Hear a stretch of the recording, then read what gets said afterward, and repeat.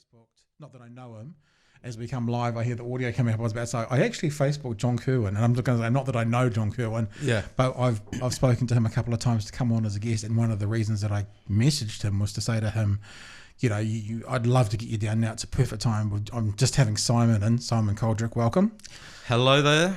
Talking about by the balls, and so it just made me inspired to get in touch with these guys. I've been in touch with Grant Fox previously. He's not coming to Dunedin, but he said when we're in Auckland next to have a chat with him. Yep. And there's all these guys. So, all right, let's set this up like I'm partly a professional. New Zealand International Film Festival is on in Dunedin at the moment. It's obviously in Auckland, Wellington as well, I think, isn't it? And Christchurch. We don't really think about those. No. They don't really matter. They've done and dusted. Yeah. And your documentary By the Balls is... I was talking to my old man about it. My father was the president of the Auckland Rugby Referees Association through the 80s. Yep. So in the midst of Auckland rugby, right? And the way I described it to him that he had to go and see it was there's sort of a core story around the 86 Cavaliers and the 87 Rugby World Cup. I mean, there's more than that, but that seems to be the central core of the story that gets hinged to. Would that be fair? That's fair. I mean, we start a year earlier. And there is some conversation around the 81 Springbok tour as well in the doco. Yeah. But it's not what the focus is. It's not the focus of the story, but you kind of needed it for context. Yeah, for sure. And it's just amazing. I'm going to have to, you can rail me in about spoilers and stuff. I'm honestly so excited about this documentary. I watched it on the screen that you guys sent through, so thank you for that. But I might come again tonight. Oh, you should. I think watch it on the big screen. Yeah. I mean, it's a much bigger experience. Yeah, and I put out a message to the Dunedin news group saying everyone has to get along tonight. Because tell me, this was a bit of a late addition to the Dunedin program. It was a late addition to the festival. Full stop. Why was that? Well, the documentary was commissioned by TVNZ for Sunday Theatre. Ah. And Charlotte Purdy, who was the producer and co-director with me, said, I'm going to see if I can get this in the festival. I think this would be good for the festival. And I was like, I don't know.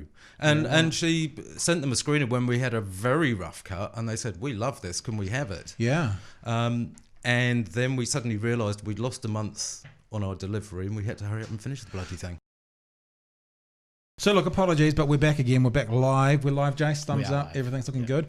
Now, you were just... it's interesting that we had a little computer glitch or internet glitch, because we want to talk about Rugby World Cup and Spark. We started talking about it off air. Is that one of those things where you kind of go, well, let's stop talking about this and talk about it in the actual podcast? But what you were just saying is this is a TVNZ commissioned product. So does that mean this is not going back to the big screens? Because I'm telling my old man, you got to get to this. You got to get to this. You got to go and see it. I would love it to stay on the big screen, but I think there are contractual obligations with the broadcaster, because this is what it was commissioned for, and as I was saying, getting into the festival was a late thing, right? So it was never intended, and the distribution for cinema was not set up. It was purely for TV. But that's not to say in the future that it might not get a second life. I hope it does. But for TV, I guess so TVNZ paid for it? Is that the New Zealand on air? So it's so who needs the return though? Ooh. New Zealand on air would get the return. So as we said before we were cut, Cavaliers 86, Rugby World Cup 87. Obviously, what's happening in about 10 weeks or 6 weeks or 4 weeks, Rugby World Cup. I would think this should be in the cinemas next weekend. I think this would be a great run up into the start of the 2019 Rugby World Cup. I mean, I guess the other thing is that obviously it plays on TVNZ the Sunday night before it starts as well.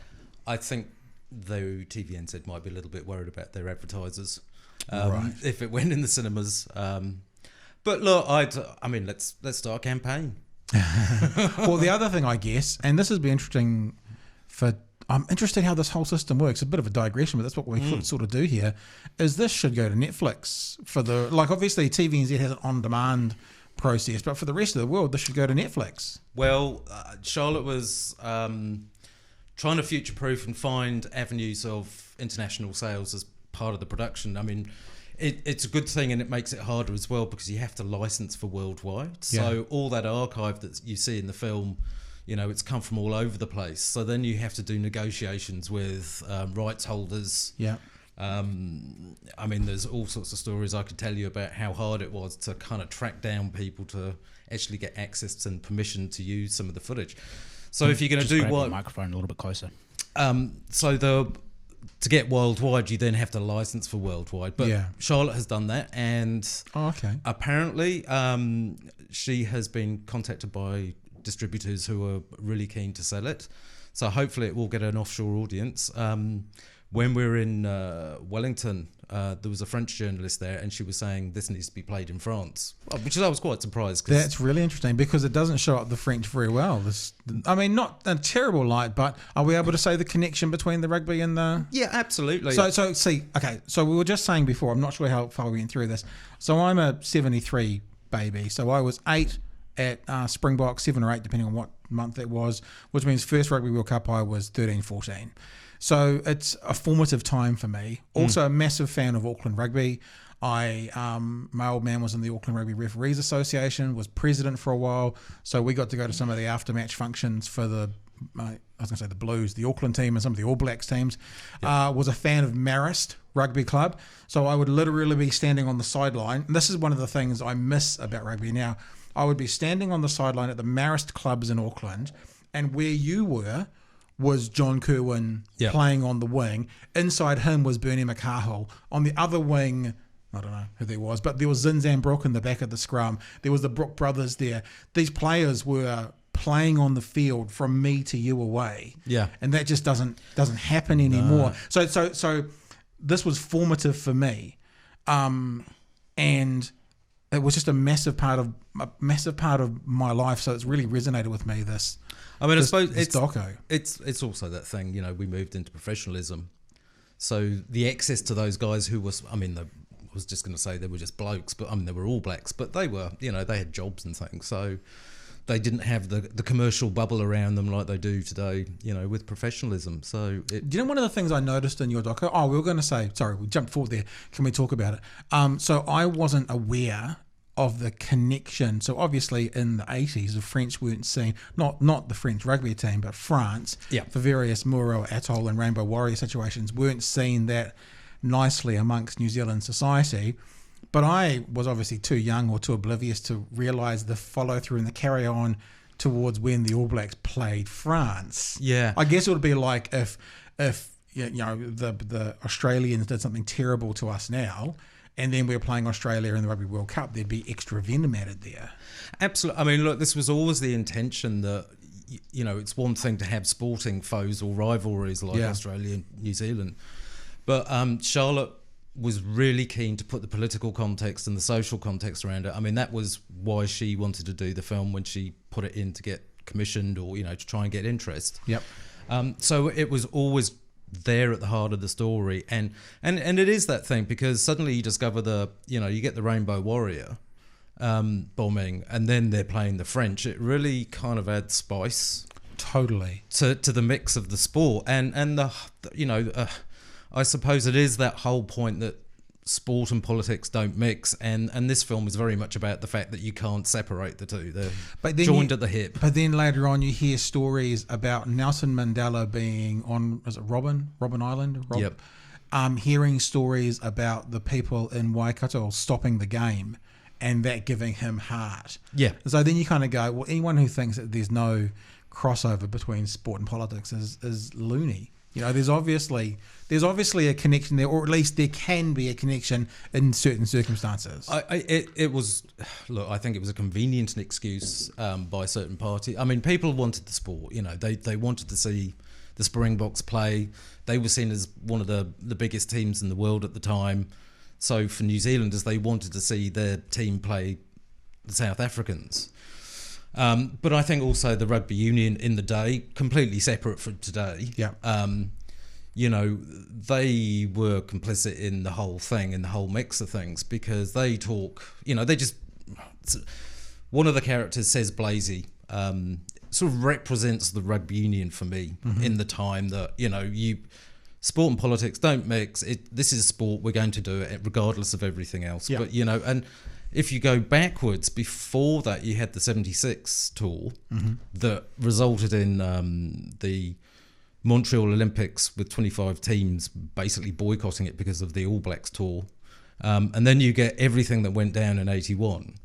And then they plan a tour in 85 to go to South Africa, which is really the start of the film. To say that, you know, they don't know what's going on and sport and politics doesn't mix is just, you know, I'm never going to buy that one. And also, you've done such a clever job bringing the social commentary in. I was thinking, you know, how sometimes you see a banner to a film and it's got quotes from like Rolling Stone says, says, and I was thinking the one for this is so much more than just a rugby documentary. Yeah, the tagline. Yeah, absolutely. So it's because it's so much more than that, because it's just it explains everything. And I was trying to say, I put a message up on a Facebook page today saying, you know, if you like rugby, if you like politics of the 80s, if you like, you know, New Zealand society, if you like all these different angles, and a bit of music as well. Yeah, music as well. Was it Bam Bam? Blam, blam, Blam blam. Blam Blam's in there, and there's some other bits and pieces. The dudes. It's just, yeah, it's great. But we were jumping around a bit there, weren't we? Yeah. I was thinking about the players and stuff. Did anyone actually tell you about the money for the Cavaliers tour? Because part of the doco talks about, you know, was there, wasn't there, this, that, the other thing.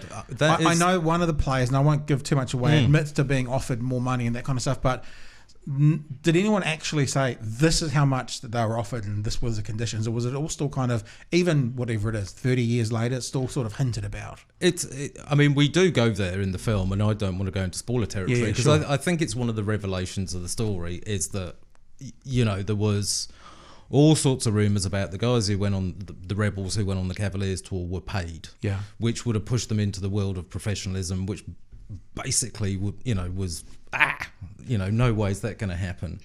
And obviously what happened was the All Blacks, you sort of have to step back in the story, the 85 tour that was planned by the rugby union was canned. Again, like 81, there was a big public backlash, but there was also there was a court case as well that sort of brought it to its knees, which we see. But the guys who were going to go, who had this tour taken away from them, then decided to go on their own tour, which was the famous infamous Cavaliers tour. And of course, there's a lot of talk about whether they were paid, what the money was. There was talk about they were being paid diamonds, you know, bank accounts in Hong Kong, gold bars, all sorts of stuff.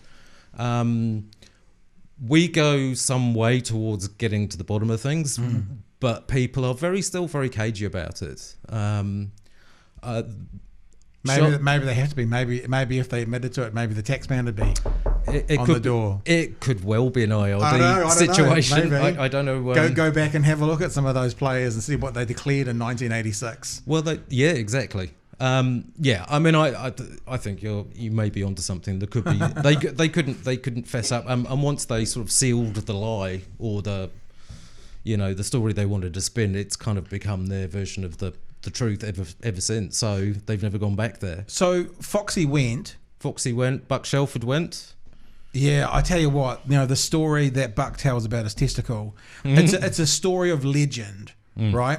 But and even though it is a story of legend, I'm not going to tell the story, because when I watched it there, I was like, holy crap, that's about 10 times worse than I ever heard before. Yeah, the actual story that he tells about when that happened and what happened 2 hours after he got it fixed up, which I thought was a classic Kiwi story. We focus on some, I mean, as you said, it is not just a rugby story, and this is something we keep trying to emphasise to people, because we've had people who've seen it said, "Oh, I wish I told such and such." They said that they thought it, you know, it, and people should come and see it for that reason, because if you don't like rugby, you'll love it, I think.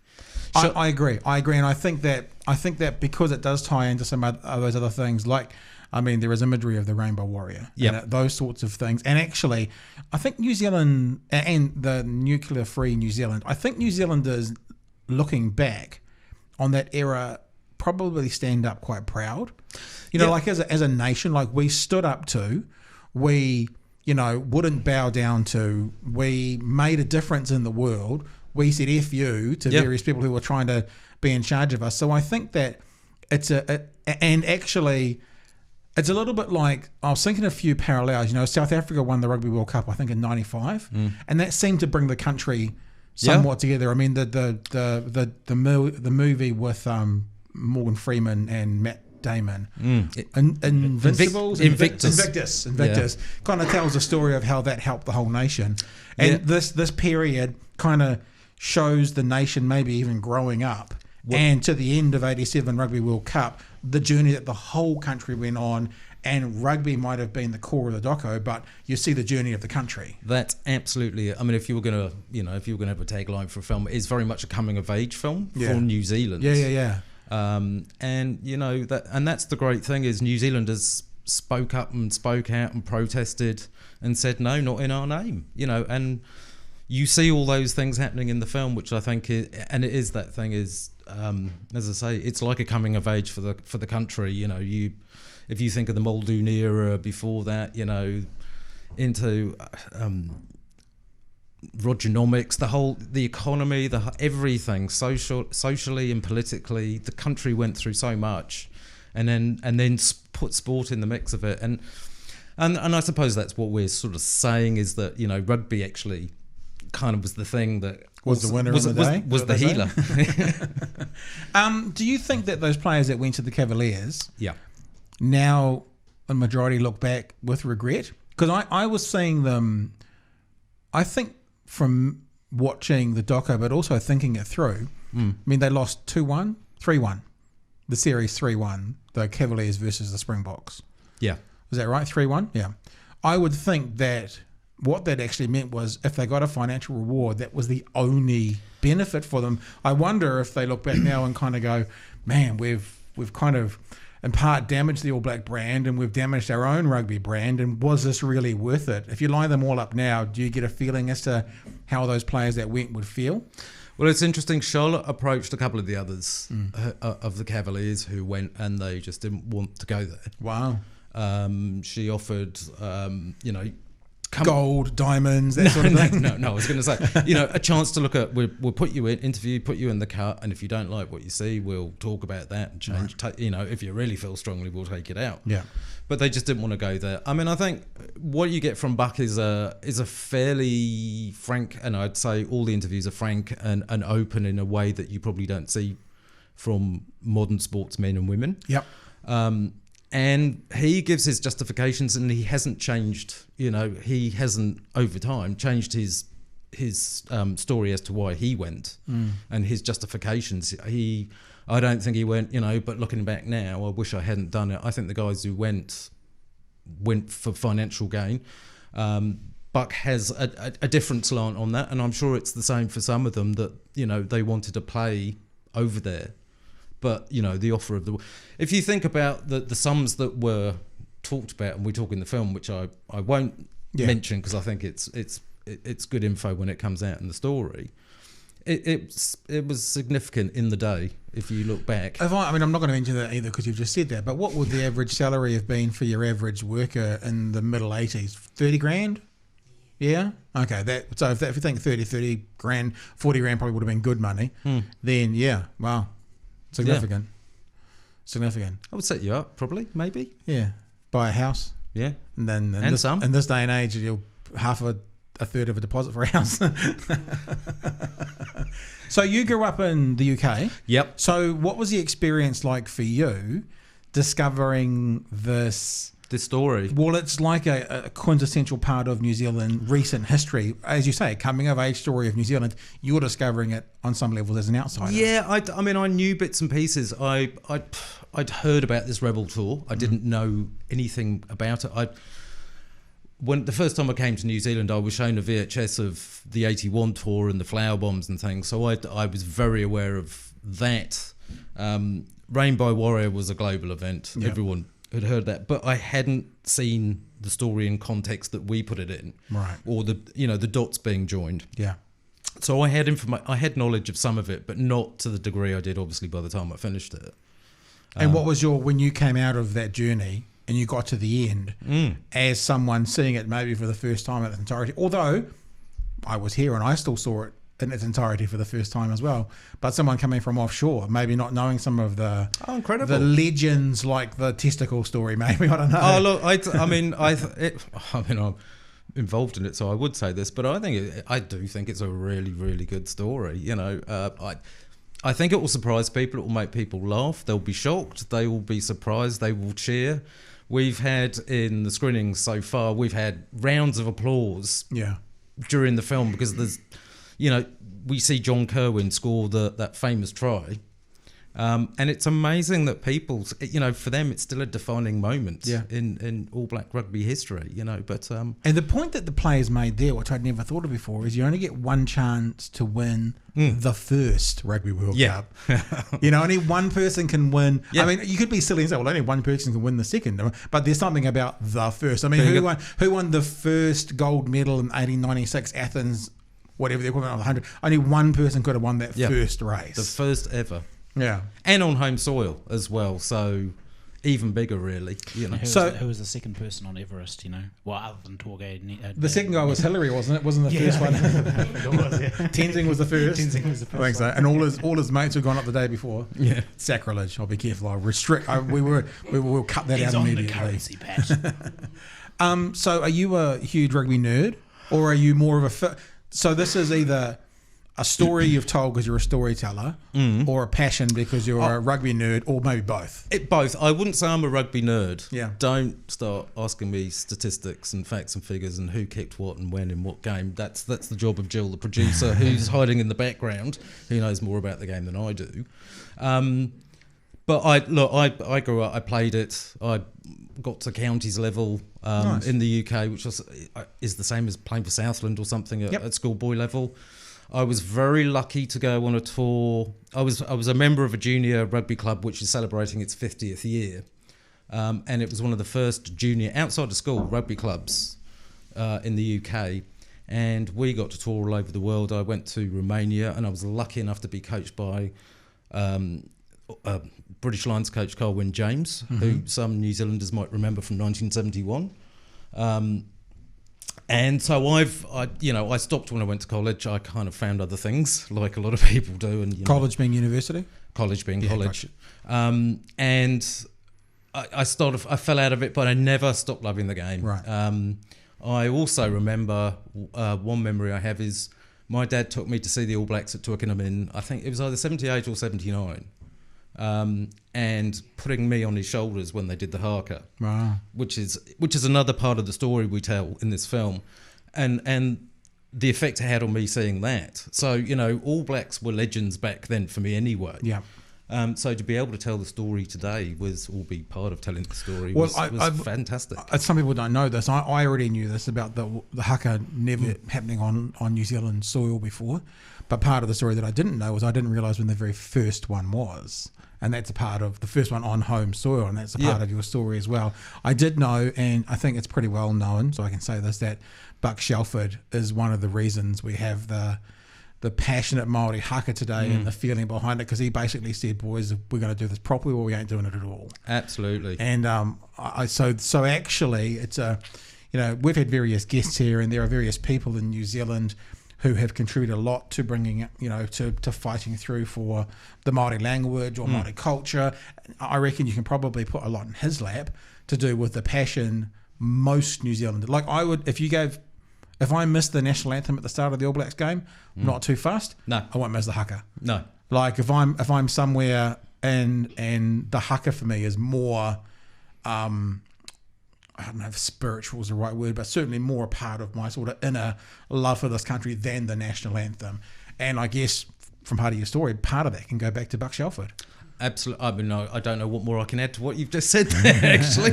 So thank you very much. Oh, you're welcome. Absolutely. I think he very much believed that it hadn't been done properly. Yeah. And we kind of revisit some footage from the past where, to be honest... Find that. So look up haka, All Blacks 1960s haka. Well, I think you see these guys basically dancing away, and was it 72 against Wales or something like that? And no, it's not good. It's. I mean, I remember seeing it in 78, 79 and thought it was amazing. So to me, it was amazing. But compared What do you think of watching it now? What do you think that triangle that they've got with Kieran Reid at the front? What does it make you think and feel now? I think I still think it's amazing, but it's very polished now. Right. It's part of the theatre of the game, I think, and people expect it. Here you go. This That's is Grant Batty. Yeah, that's the one. There you go. That's the one. And like some of them they've never even learnt it. Like that guy, that dude in the middle, he doesn't know it. Oh, there's BG Williams, I think. Yeah. So it's not. It's basically what you would get, when the Kiwis are And they do it to the crowd. Are in an American pub, get drunk, or they're in the British pub, and they're like a bunch of white drunk guys go, "Oh, do the haka because we won," and that's what it looks like. Yeah. The other thing that's fascinating about the haka is, I mean, even though I genuinely love it, like I feel like it's a part of my New Zealand, is when I see like the Tall Blacks, the basketball players or something doing, I'm just like, it's not right. I've heard a couple of podcasts, heard Joe Rogan in America kind of taking the piss out of this thing that this little country in the South Pacific do this dance beforehand, and he just doesn't get it. But then again, when he talked about seeing the Tall Blacks doing it against the American basketball team, I kind of go, I can kind of understand that a bit more. It just doesn't seem to have that same. I don't know. Maybe it's my culture being rugby is where it belongs. It feels different having other teams do it. I'm assuming they were the first sports team in New Zealand to ever do it. I guess so. I mean, like, so it's kind of theirs. They owned it because they started it. And did anyone else do it? There've been some unbelievable ones. Jace, if you look up, I think I've got the one you probably want to. Haka Response Wales. This one? Not that one. There was this one. I remember because I remember seeing this one myself live, and it was like, and I'm not a rugby guy, but this one I was just like, holy crap! All right, I think this is they walk up on the guys. So it's And England. this might have been the first time they did the alternate one. I can't remember what the name of it is. Though. Is that the World Cup? Okay, that's 2011. We'll skip through it. We can sit here and watch Hackers for the next hour. We'll do that because I've got one I want to play too.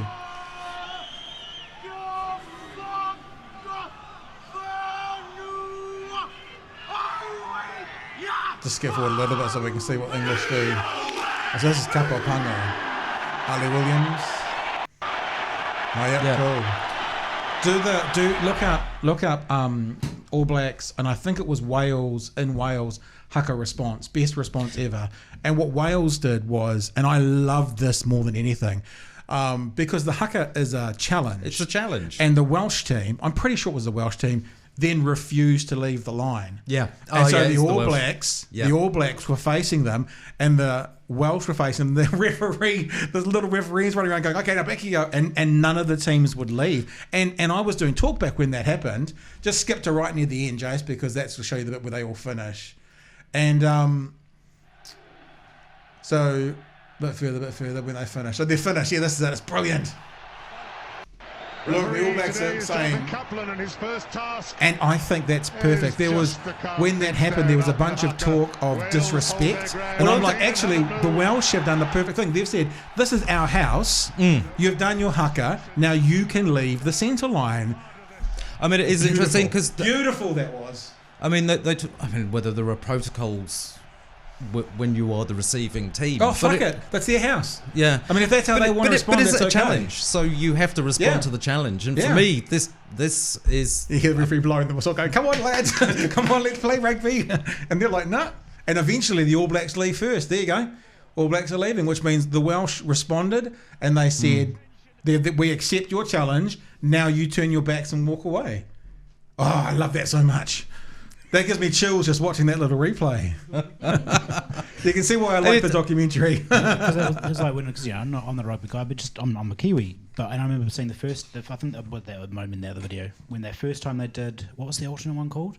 And they like it's Kamate and Kapo Pango. Yeah, and it was the first time they did it, and it was I think I was watching because it must have been like the semi-finals for the 2011 World Cup. I think so. And I was at the pub watching it, and I was just like. Because the crowd lost it when they started. They're like, oh, it's something. It's a different haka. Because I think they'd announced that they were doing something different and all that sort of jazz. But it was different, and it was just like, wow. If they don't, because I think I honestly believe, and I think I've said this to a few people, if the All Blacks would, because I think some countries have tried to do this. I could be wrong. Has stopped them from doing the haka, or say if you can do the haka, we can do a waltzing Matilda or something.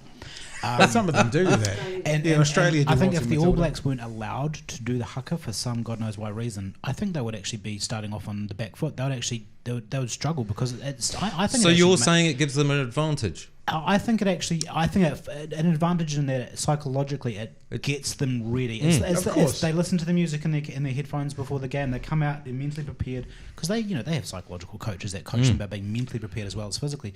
If they don't do the haka, they're probably going to. It'd be like running late to a meeting. You'll feel like you're starting on a back foot. Yeah.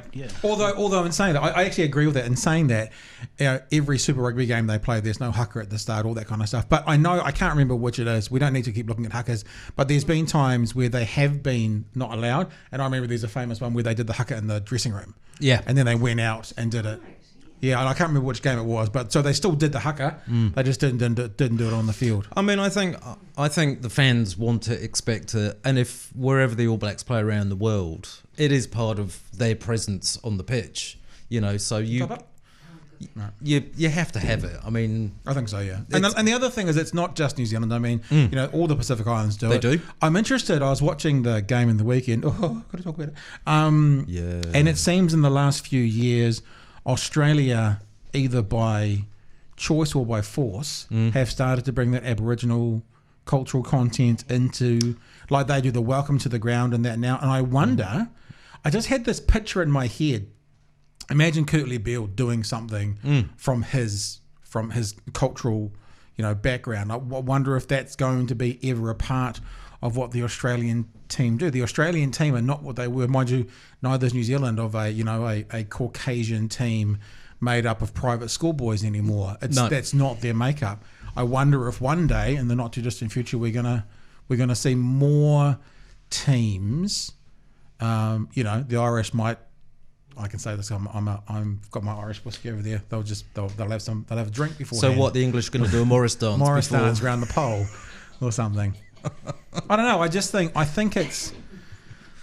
don't think it's a part of the theatre of it. That feels a bit disrespectful to the cultures that do it. But I think it's certainly a part of it. It's a part of the game. It's a challenge. It's like we are meeting here. This is war. This is the battle, and this is how today we challenge you in battle.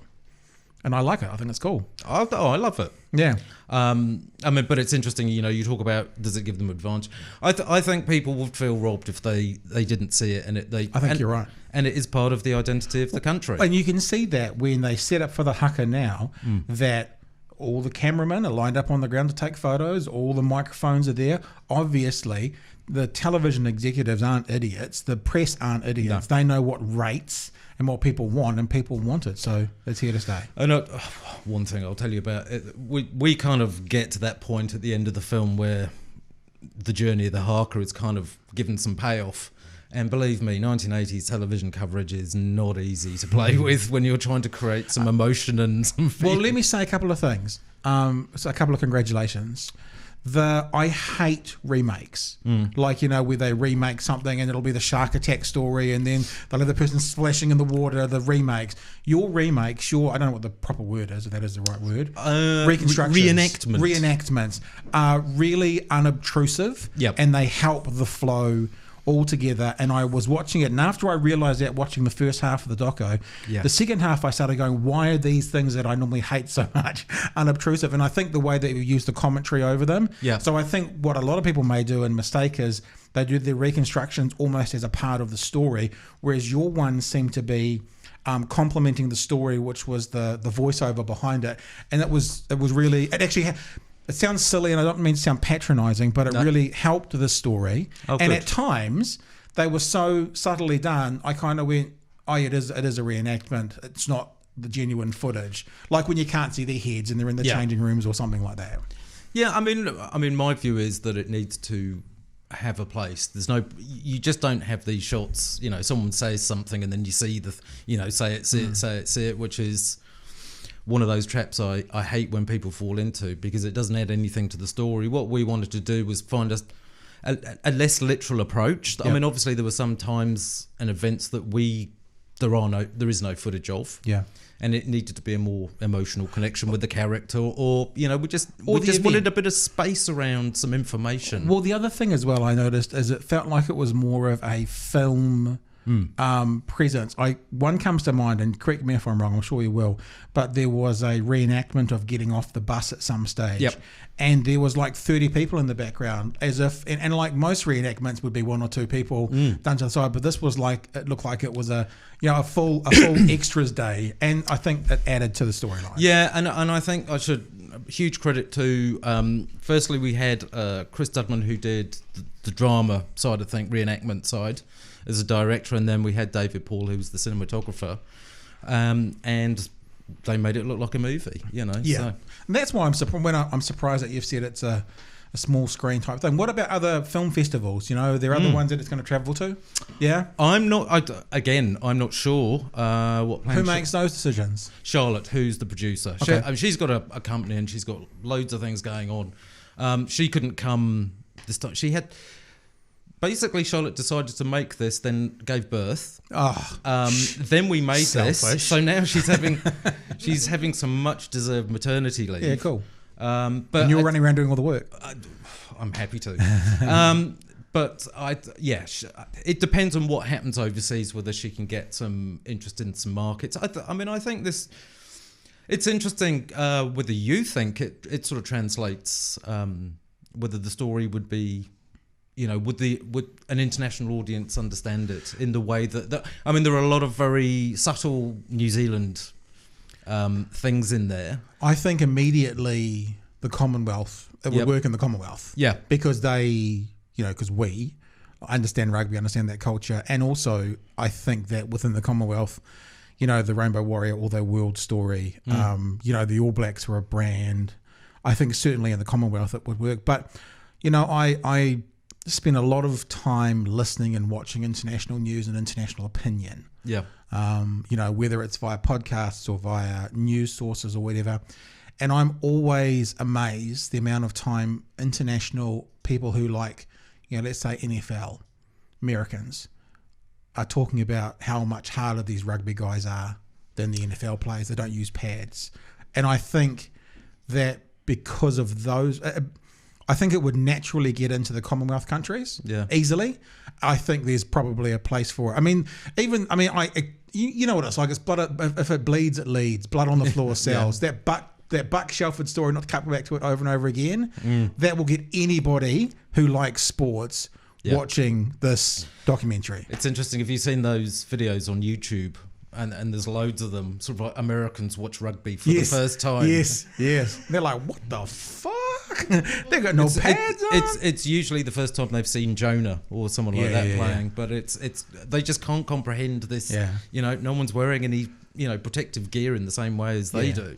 Well, they say that American NFL, they hit harder, but that's because they're silly and they think the pads are protecting them, and of course the brain is in liquid, and having a helmet on doesn't actually protect the brain from going bang, bang, bang, bang, bang into your head. What did I watch the other day? Concussion, was it, the film? Yeah, I think I did actually. Yeah, I did, with Will Smith. Oh yeah, these guys are hilarious. Just give us a few 30 seconds of it. Wait for them to be. He's an All Blacks player. So for people who are listening, we're watching a YouTube. He was so young when he passed away. Americans react to rugby legend John Alonso. Look at Ray. I was about to say, look at it. You see his legs? Oh. Jeez. Lost that. So yeah, that's the tease. Yeah, if you look up. Yeah, some tree trunks for legs. The tree trunks for legs. If you look up Americans reacting, this is when he was playing 7, so it was even quicker. Old Jonah.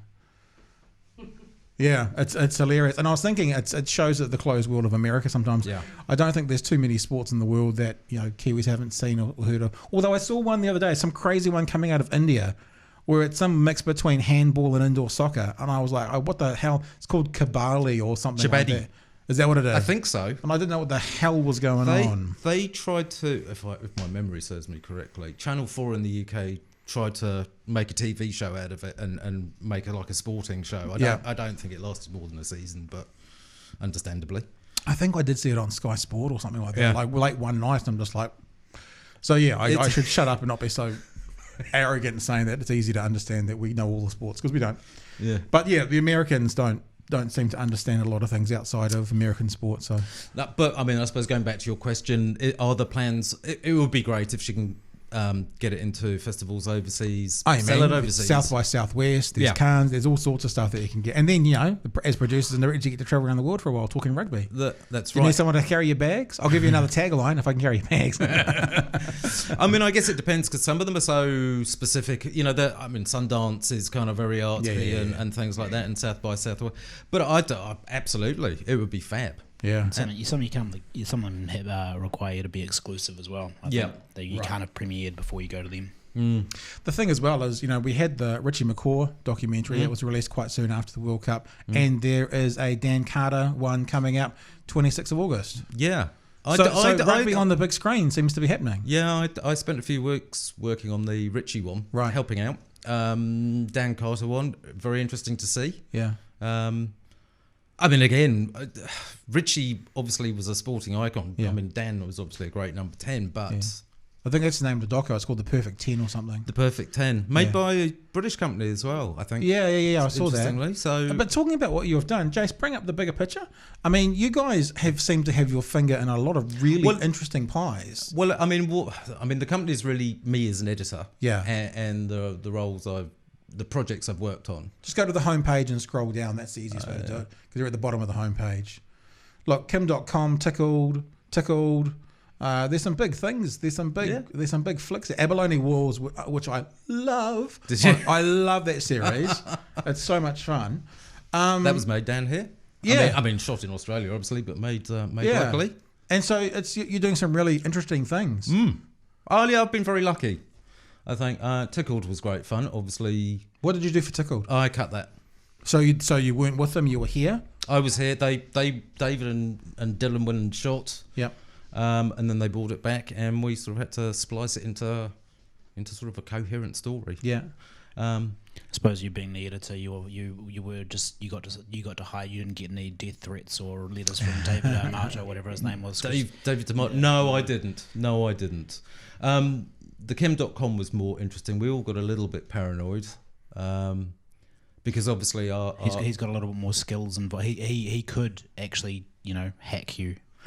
Well, and also so could the government as well. Was that a documentary on Kim.com without his involvement? No, he was in it. What happened was this was another one for the big screen, and there's actually a really good trailer for it if you want to find it.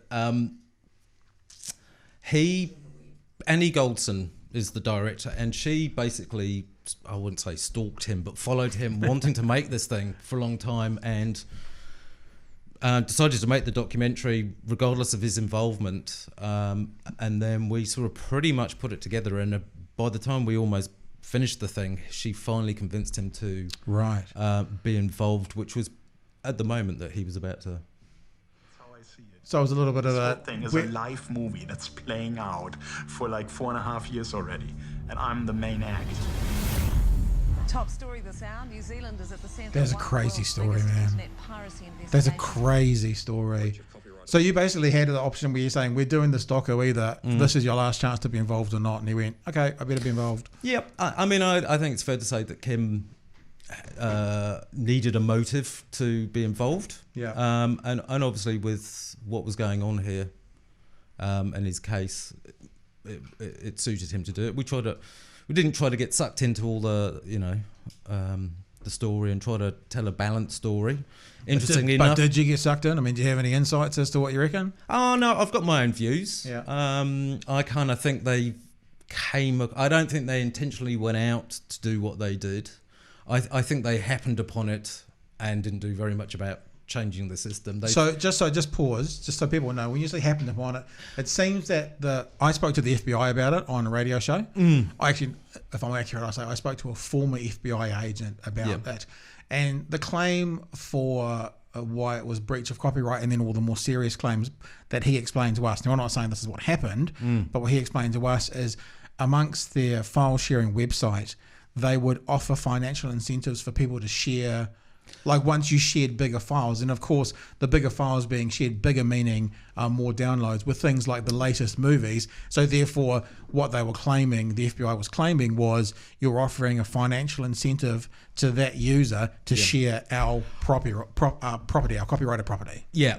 What I suppose what I'm saying is I don't think that was the plan at the beginning. Right. I think when they realised how they could monetize it, then they made it work for them. And I think they always believed they were protected by the Digital Millennium Copyright Act, because that was essentially, that puts the onus on the uploader, not the company. Yeah. So he felt, we are protected by law, and obviously the FBI and the DOJ felt differently. Yeah, I always used to think, mega upload, it's a little bit like saying we've given you the platform, you're choosing to break the law. It's a little bit like saying, my Volvo car is the best car for a ram raid because of how strong the frame is. Yeah. Now that means I'm not selling this to you to commit a ram raid. I'm not endorsing that, but if you use it for that, it's the best one for the job. The difference being, it seems like what the FBI was saying in the interview I had with him is the parallel would actually be, and if you do the best ram raid, we might give you a $5,000 bonus. Yeah. And that seems to be where the difference is. Absolutely. I've contacted Kim.com a half dozen times to see if we can get him to chat, but he must be a little bit over the whole thing. I thought, because he's in Queenstown now, isn't he? Yeah, he's not very far away. He was. My wife said that last night. He tweeted or something saying that he's going to move because of the earthquake. He was like, "Oh, lots of earthquakes. I think I might move." And my wife was like, "Out of New Zealand." The shaky Isles. He's a very divisive character, isn't he? People. He's got followers and a lot. Yeah, and a lot of people. Was the doco at the same time as his album launch? Was that maybe one of the reasons he agreed to do it? We follow him through the political party, the whole thing through to the court case, and obviously the court case is ongoing now. It's Supreme Court, isn't it? I think we're at. Well, it seems that one of the most interesting, and I don't know too much about it, so I could be talking out my a-hole here, but it seems that one of the most interesting things was there was laws in New Zealand not allowing the US government to do what they did, but they did it anyway. Again, you can get so political and go so much further and look at, we're talking about the Hobbit laws, and we look at what was going on and how that potentially was going to get ended. Essentially there were threats that the film wasn't going to get made here. Yeah. And John Key and government were, very obliging with the US government, and, sort of rumours. Nothing's been kind of, no hard evidence. Is there an appropriate level of time now? Because what would that election would have been 2014? 2014, yeah. Now that there could be a follow-up? I'm just thinking what's happened since. Where are they? I think we'd have to have. I don't think we'd need to follow. I think what you could do is add on to the end of the story when we get some kind of closure. Right. The closure is going to be, will the government throw him out or not? By the time it gets to the Supreme Court and the final decision is made, that's kind of the end of that story, really. I think. It was such a big story. It took us. Annie had been playing with footage for a year before I joined the production, and then when we started cutting, we were on it on and off for a year. And by the end of it, we were going, this is a 6-part series for Vice. It's so, there is so much going on in his world and the whole story that it could go on forever. And after 2 years, I think, it was 3, her and Alex, the producer, had been on it. I think everyone was a little bit tired and jaded by the whole story. So I think that's that. But I think you could put a kind of an ending if something happens. If there is when it finishes up, the DVD has the Scooby Doo alternate ending. Absolutely, the add-on ending. That's kind of what the Tickle King, isn't it? It's kind of what the Tickle King. Yes, it was. There was potential for a sequel because that was HBO who wanted to follow it on, but then it was decided that there wasn't really enough to make another film, so they wanted like a short sequel, which was, I suppose, a coda, some kind of closure. Yeah. It was more about David D'Amato and the character. Was without it's old enough now that there's no spoilers. But No. he didn't die before the Tickle King? So No. he died after Tickle King. Tickle King is essentially what happened when Tickled hits the cinemas and got general release. Yeah. I don't know if I've seen it. I know that I've certainly seen footage of him turning up to screeners. Yeah. And I know So that's that in the footage- Tickled yes, King, that but was it's in- also yeah. floating around that footage. So Yeah. Yes, it is. I mean, I think you can find Tickle King on YouTube these days. So you've done some really interesting things, been involved in some really interesting projects. Your full-time gig, you've got a pages of work to do, is editing. You get out there with the camera and film, that kind of thing? I started off as a cameraman way back, but I decided I didn't like early starts. Is that in news? Corporate videos and stuff like that. That's my bread and butter at the moment. What happened is I ended up having to cut the stuff I shot, which is a great way to learn how to shoot. Sure. And get good coverage. But because then you're sitting in the edit suite and you're going, I haven't got one why of- isn't it in focus? Why don't I have that shot? And Yeah. you go, well, should have got that. And you can only blame yourself because it was you who stuffed it up and didn't get the right B-roll. Absolutely. But then I kind of discovered editing, so I've sort of stayed there, really. And that's good, enjoyable. Yeah. Do it out of your home? Got an office? Yes, yeah. So you Gun for hire? Do it in your pajamas? No, I don't do that in my pajamas. You do it in Liz's pajamas? I just put a hand in the air there for a second. No, she works in her pajamas. Okay. Hey, well, I just want to. You guys have to be out of here, not too far away. The screening's in a couple of hours, so just jump backwards a bit because I'm interested also in a little bit of rugby chat. Yep. One of the things I found interesting about the documentary, and I think it was about when they played the last test in France before the Rugby World Cup, The Battle of Nantes. and I'm pretty sure one of the players, maybe it was in the edits, the interview, so it was 30 years later, said they blew us off the park. And I just thought, weekend just gone, Wallabies versus All Blacks, they blew us off the park. Yeah. You've already said you're a rugby fan. What are you thinking about sort of where rugby's at the moment in general? Oh, look, I think we have had a lot of conversations about this. I don't think there's reason to be concerned about the All Blacks. I think there's a lot of experimenting going on. I mean, they're going to lose a lot of players to injury when they get to the final stages. So invariably, they've got to put people out of position. I mean, Ben Smith. Don't go there. Ben Smith back. I wonder if Ben Smith on the wing. I wonder if the Mo'unga and Barrett thing has maybe done its course. I wonder if when Barrett touched the ball on the weekend, that magic was still there. So Yeah. I wonder if they have to get the ball more into his hand more often, which means maybe Ben going back to fullback. Well, that seems to be the logical thing. Yeah, exactly. Drives are mad. Yeah, I think so. It's been an experiment. Yeah. I think it's frustrated a lot of people. I also don't know if they turned up mentally in the last game. The Australians they wanted it so much. Yeah. I wonder if Hanson's a little bit, calling Checker Mickey Mouse or whatever it was, whether that's true. Or the coaches are Mickey Mouse or whatever it was. I think it's interesting, and this is not to say. I said to, gosh, I can't remember who we were chatting to. Someone in the rugby came out, and I said, I think just purely statistically speaking, for any team to win 3 Rugby World Cups in a row is it's an Everest. I just don't know if it's basically has to line up 3 times in a row for the All Blacks. So I just don't know if the odds are ever in their favour, as Mockingjay says. South Africa wonder, are looking good. I think they could very much be the ones who take the crown if the All Blacks don't. But Wales, you know what? Wales. I Did you watch the game? No, I didn't against England. No. So we're seeing you're from the UK, from England. Are you an English fan primarily? If England's playing the All Blacks, who are you backing? A tough one, is it? It's a tough one. Is it a tough one? No. Look, yes, England, Yeah. I'd say, but I've always been an England fan. But we're not going to win it, that's for sure. Well, it's interesting because it feels like 6 months ago they were on the cusp of being the greatest thing in the world, and then Ireland stepped up, and now Wales has stepped up. So it feels like that's an interesting dynamic. I think the Northern Hemisphere have definitely caught up, and they've realised, the fitness levels of the teams over here and the skill levels, and they've definitely worked on all those things. I think it's got closer. I'm not convinced that they can quite do it. As I say, I'd put South Africa there first.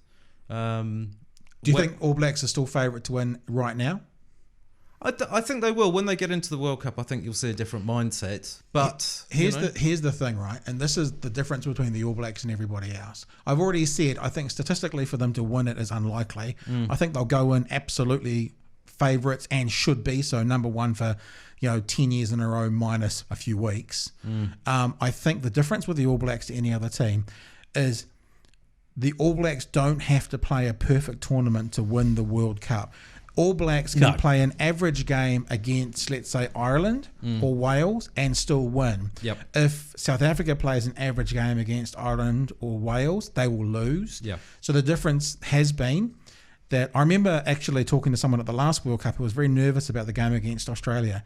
And I said, if Australia plays their best possible game, which is what they did in the weekend, and the All Blacks play their best possible game, All Blacks win. Yeah. If the Australia plays their best possible game and All Blacks play an average game, probably All Blacks still win. If Australia play their best possible game and All Blacks play terribly, Australia win. And that's what I think happened in the weekend. But I think that formula is, and I'm not being disrespectful to the other teams, but I think that's fair for every, for all games. If the All Blacks play their best possible game every game, no one touches them. If they play an average or a bad game, and let's say England or Ireland or Wales or Australia or whatever have their best possible game, they get knocked out. What happened with France? When we got knocked out from them, albeit the forward pass, but that's that's fair enough. That's rugby. So I think that the All Blacks are the team that can win the World Cup, having a somewhat average section through the tournament. Every other team to beat the All Blacks and to beat have to have a perfect tournament. And that's their strength. Yeah, and I do think it comes back to mindset. I mean, I think they just have the belief because they are. You'll often see them down in the first half, but that but the second half, they're coming back. Even at the last minute of the game, you just don't give up. A team, my own countrymen, I think, have a psychological issue. They seem to do well, and then they capitulate. Which I find frustrating. Bring that back up, Jace. If it wasn't going to be New Zealand or England for you, who would you want to see win it? Ooh, I think South Africa. Good God. You just made a New Zealand rugby documentary and you say that. You'd like to see South Africa. You said if it wasn't New Zealand or England. Yeah. You picked South Africa as your next choice. Yeah, Good because I think this interview's over. I think they've earned it.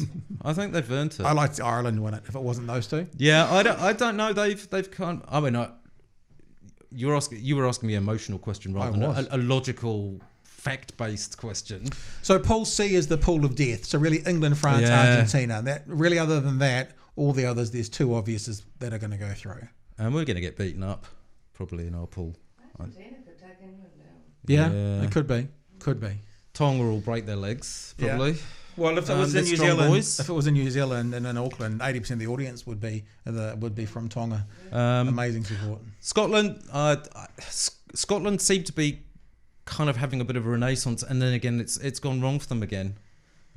It'll be interesting to see what the host nation does. Samoa always shows up, but I don't think Ireland. I think Ireland and Scotland get through. New Zealand and South Africa get through. Probably on form, England and France get through, and Australia, Wales. So probably your standards are the ones that are going to get through there. Yeah, nothing new then. Yeah. Okay. We'll see. So, if anyone happens to be watching live, or pick up on this conversation in the next couple of hours.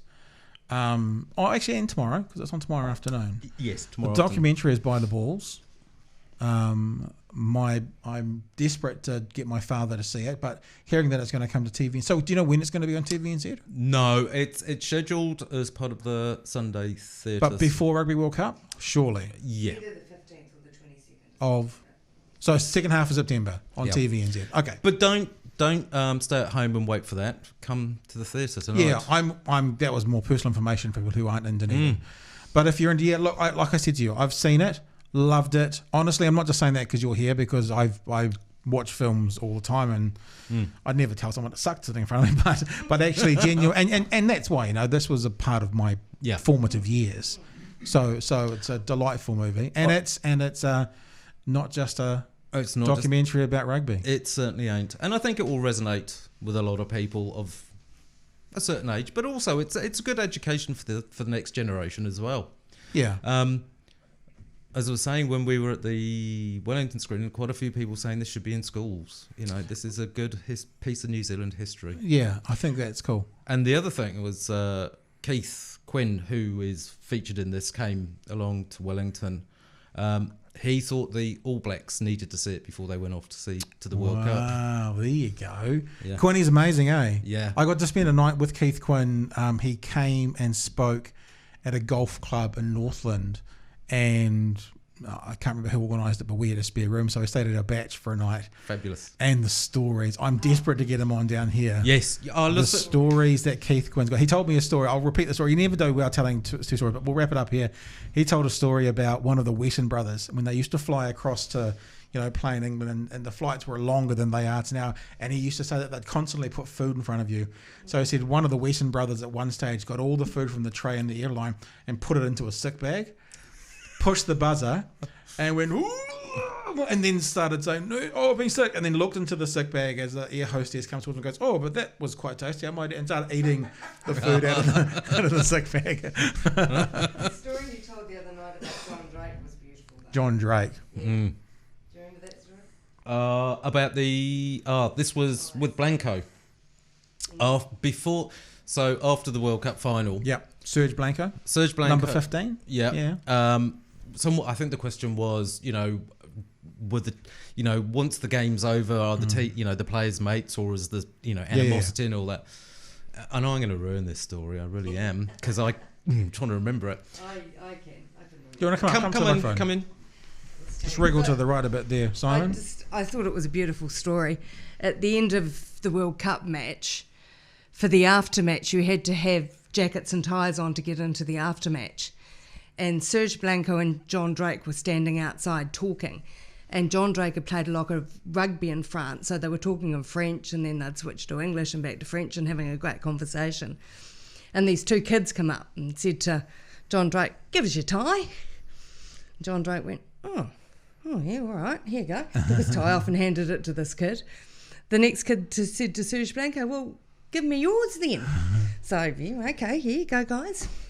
So these two kids went running off with these two precious, precious ties. Yeah. So the guys tried to get into the aftermatch and they couldn't get in because they didn't have ties. So they went round the back into the kitchen, got the kitchen staff to set them up a little table with two chairs, two glasses, bottle of red wine, and that was their aftermatch alone in the kitchen. Amazing. Yeah, I would have destroyed that story. That was a well-told story. Thank you, appreciate that. The reason that's why we want to get storytellers in. Yeah, and absolutely. Keith has got a million, and he's got an encyclopedic memory. It's amazing. Yeah, and speaking of storytellers, congratulations on the doco. Thank you very much. It is a gem, and I agree. School kids should be watching it. Everyone should be watching it. If you're in Dunedin and you happen to be listening to this live, in about 2.5 hours, it's on at the Regent. That's correct. Is it the Regent, not the Rialto? The Regent. The Regent, but it's at the Rialto tomorrow at 2:15. And I'm going to hang around after if anyone wants to ask any questions. Yeah. So although you probably answered them all now anyway. I probably have. So it'll be a very, very short Q&A because everyone will want to go home, I suspect, at that time of night on a Tuesday. So if you happen to be here in Dunedin, 8:45 tonight at the Regent, I think I'm going to get there. Got to figure out my evening yet. So we'll probably see you tonight, but if we don't, again, hugest congratulations. Thank you. And it's one of my top 5 favourites immediately. Brilliant. So that's awesome. Cheers for coming in. Thank you.